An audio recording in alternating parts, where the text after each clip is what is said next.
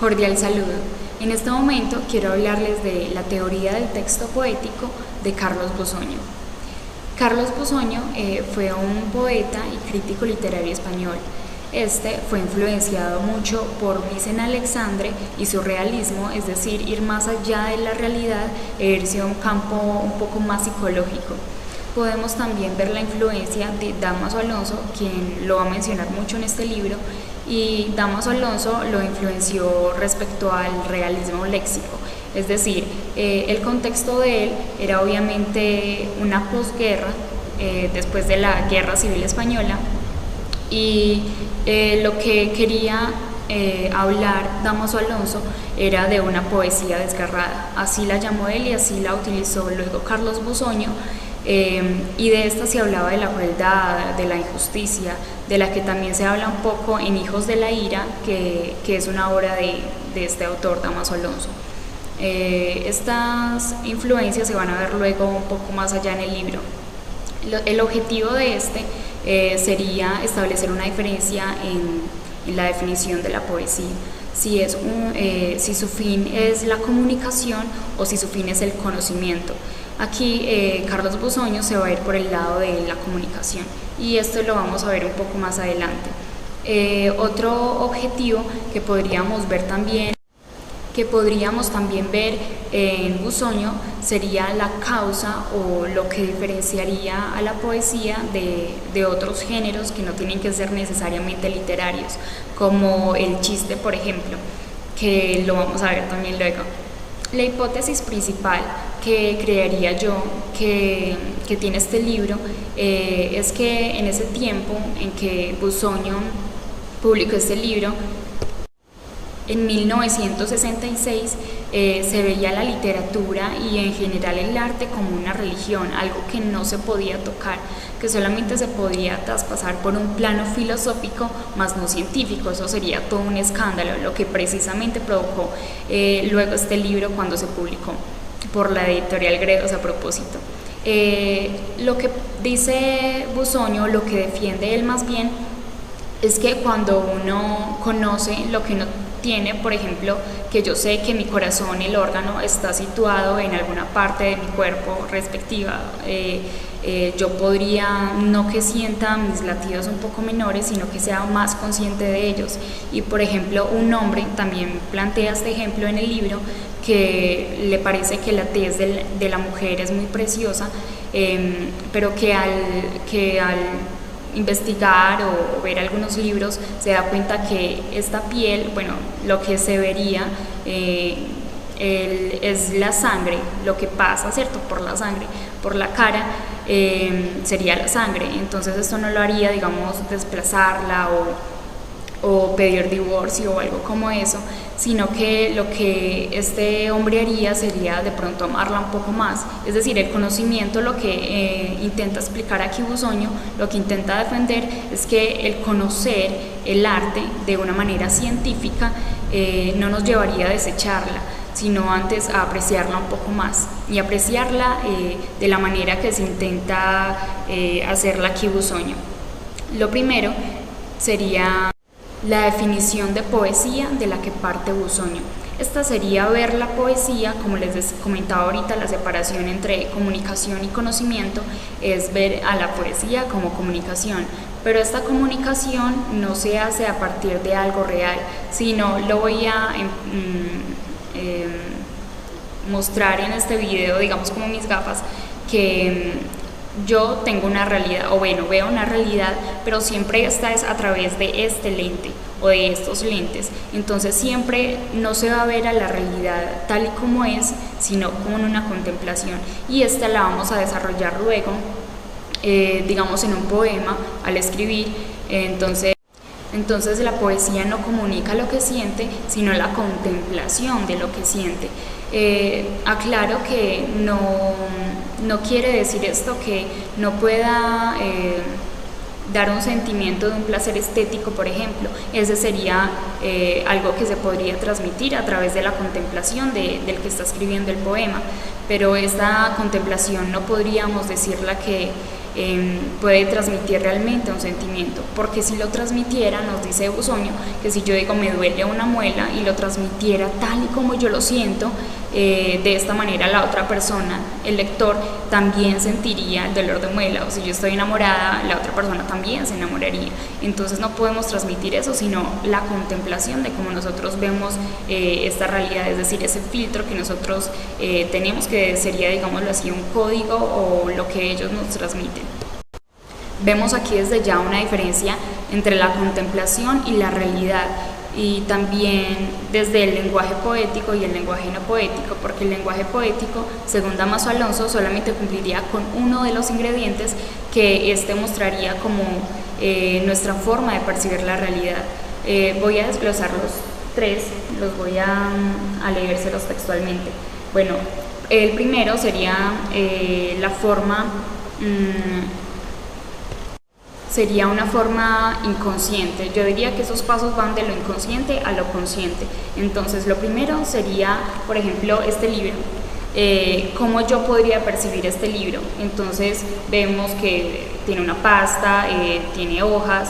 Entonces, desde este momento, la primera sería cómo percibo yo esa realidad sensorialmente. Entonces, si yo veo una pasta y tiene algunas hojas, luego podría ir al segundo punto, que sería cómo yo clasificaría este libro de una manera intelectual, categóricamente. Entonces podría decir, es un libro.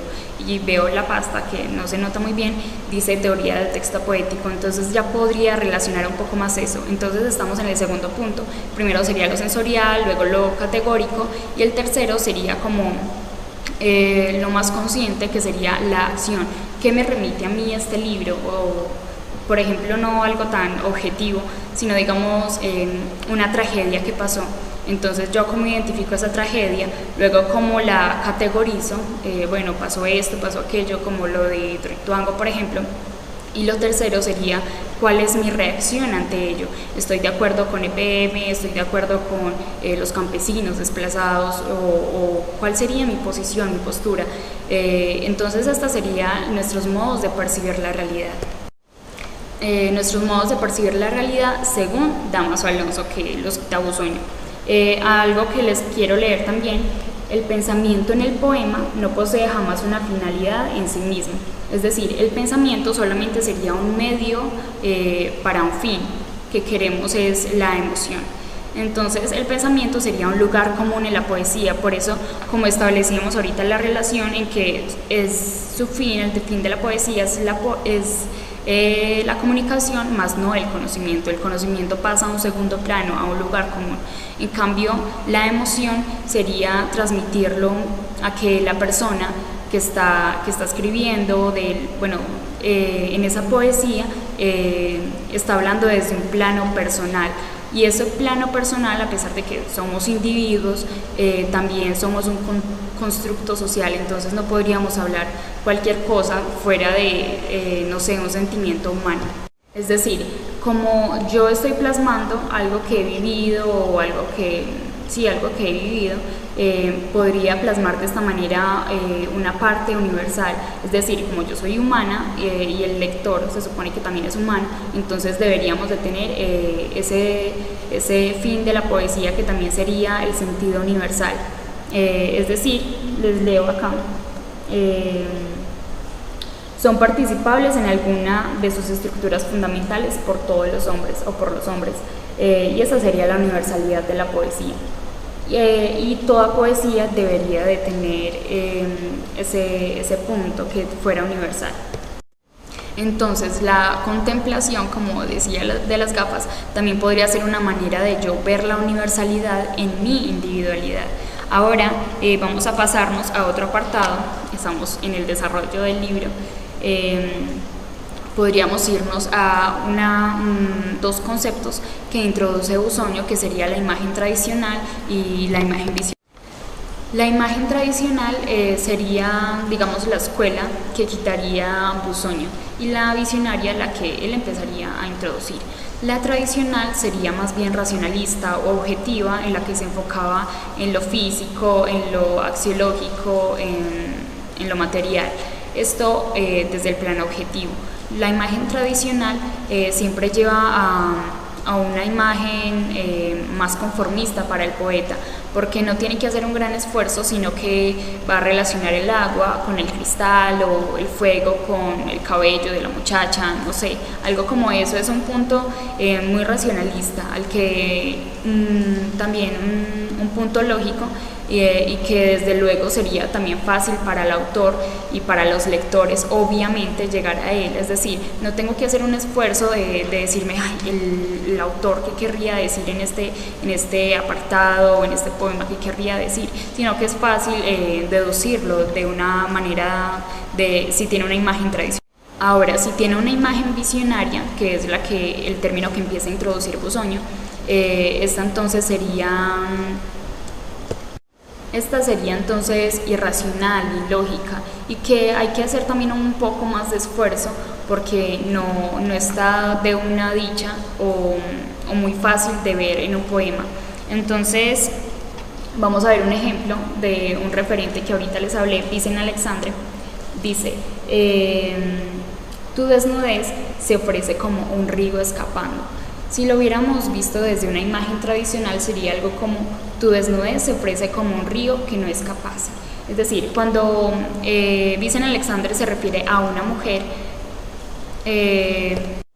esta la ve como una imagen quieta, sólida, digamos, lo podríamos ver desde una imagen tradicional, claro. Entonces el río que fluye pues no tiene como mucho que ver, y además dice que no escapase. Como un río escapando, desde la imagen visionaria y que también sigue Alexandre. Tu desnudez se ofrece como un río escapando. Entonces ya vemos que choca muchísimo con la imagen tradicional, es decir, si hay una desnudez que está quieta, pues obviamente una mujer, un río escapando no tiene como mucho que ver. Ahora, la imagen visionaria, que es otra característica de esta, es verdad, no tiene que ver con lo racional, pero sí con lo emocional. Es decir, ¿qué sentimiento le daba a la desnudez de esa mujer con un río escapando? Y él lo dice, una impresión de frescura. Entonces, miremos que no tiene, o digamos, una facilidad para el lector de una y mismo verlo como desnudez y algo sólido y ya, sino que se tiene que meter tal vez un poco y entender. Obviamente el autor no puede escribir cualquier cosa que se le venga a la mente, una contemplación así bien loca, sino que, como decíamos ahorita, tiene que tener algo universal para que todas las personas puedan entenderlo, tal vez no de una manera tan fácil, pero sí que en algún momento puedan verlo, es decir, ese sentimiento parejo que el autor quiso expresar en la obra. Les leo un apartado de la imagen visionaria y la imagen tradicional. Ello hace que el poeta se desinterese del parecido físico inmediatamente reconocible por la razón, es decir, es irrazonable, irracional la imagen visionaria. En cambio, la semejanza emocional entre las dos esferas de la imagen, y por consiguiente la otra semejanza objetiva entre ellas, que por más remota no llega a hacerse consciente en la lectura y solo se halla implícita, repito, en la emoción. Es decir, no es tan explícita como la imagen tradicional. Ahora nos vamos a un tercer apartado que nos va a introducir el término de los supuestos. Los supuestos de la poesía, capítulo 19, se enfatiza en algo que da por hecho, es decir, lo podríamos relacionar un poco tal vez con la universalidad de la poesía, pero este no sería un acto a veces consciente por el autor e incluso por los lectores. La suposición es algo de lo que se levanta la poesía, es una serie de creencias, es una realidad sobre la que se cree, es el mundo de lo consabido, como también lo describen acá. Y para esto nos da, por ejemplo, una comparación de que lo que vemos en la poesía es la punta del iceberg, es decir, el fondo, esa realidad, esa forma inconsciente que está ahí, pero no la vemos de una forma o no la evocamos realmente. Él lo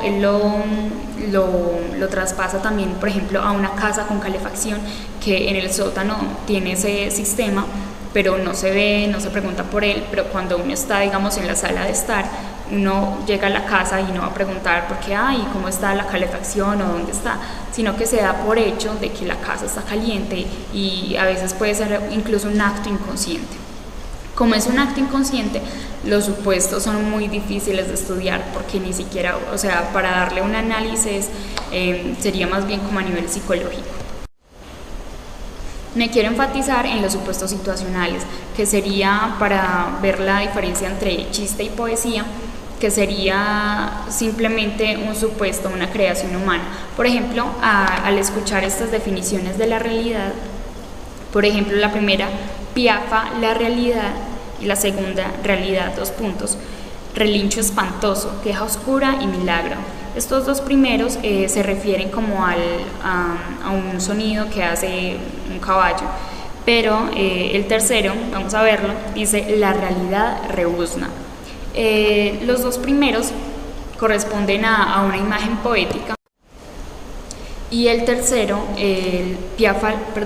la realidad rebuzna, ese nos llevaría más bien a un campo cómico. ¿Pero por qué? Esto simplemente se transmite o se replantea en el campo de los supuestos, porque cuando el autor va a describir la realidad, él no va a decir, y de una manera seria, poética, él va a usar algo que ya está planteado para la realidad, obviamente desde un contexto. Si lo vemos desde otro contexto, podría cambiar totalmente, ahorita lo vamos a ver. Entonces, en la primera parte, piafa la realidad, piafa es como un movimiento o un sonido que hacen los caballos, pero ¿a qué nos transmiten los caballos? No es en sí la palabra porque sea confusa tal vez, sino que se puede conocer, pero ¿a qué se transmite esa palabra? Resulta que los caballos, vendría como el lexema y también el sufijo de caballeros. Entonces se transmitiría, es decir, los dos, el animal, el burro, nos transmitiría al típico Sancho Panza, a un campesino, a alguien que es humilde, que es honrado, pero que está por allá en el campo alejado.